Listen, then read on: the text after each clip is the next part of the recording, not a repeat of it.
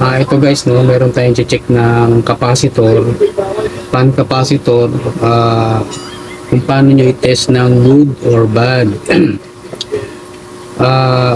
Para mabilisan, ganito na lang gawin natin. I-set muna natin siya sa digital, no?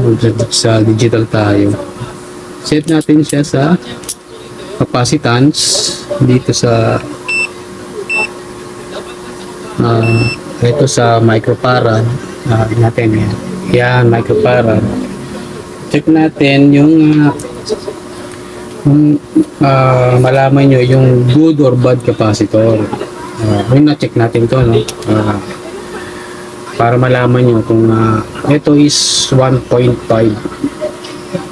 microfarad, no?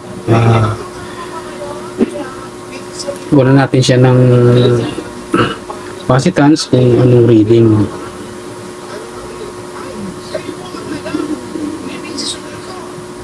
So, ang lumabas sa kanya is, check natin, no?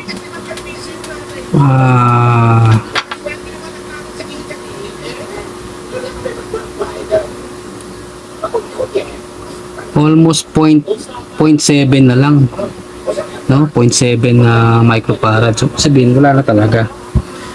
Busted na itong capacitor na to. For replacement na talaga yan, no?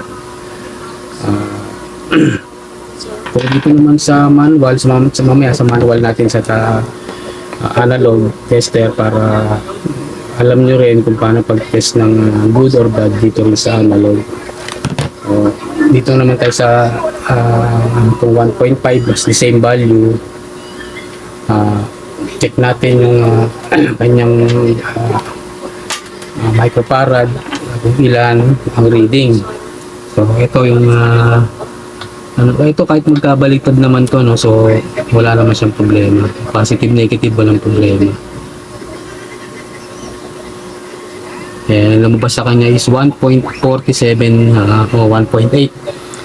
So ito yung good capacitor. Nandun yung natay malalaman kung talagang kung paano pag-check ng good or bad capacitor. So manual naman tayo, no? Dito naman tayo sa manual. So palitan natin, manual naman tayo.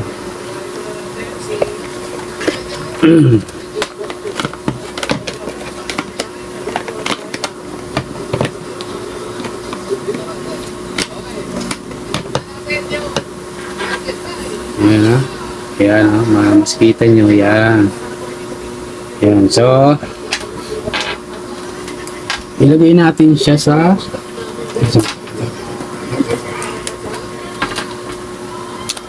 set natin siya sa times sa 1K 1K, nakaset siya ng 1K. So check natin yung ano niya. So yan, almost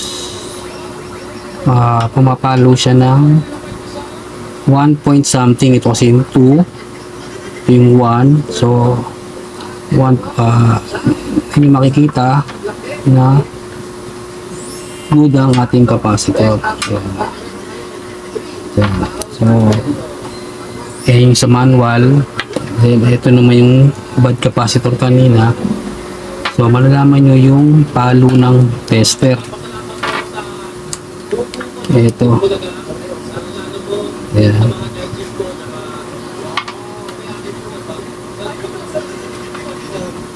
Halos hindi na siya pumalo ng uno, no?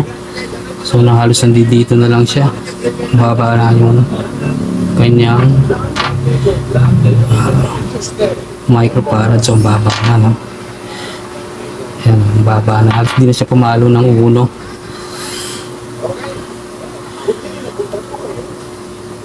Ayan, so bumabalik siya pero mababa na yung kanyang range ng kanyang microfarad. So talagang quality na siya. Okay, mamaya naman Ah, part 2 nito, ikakabit natin itong capacitor para mamaya matesting natin yung ginagawa nating electric fan.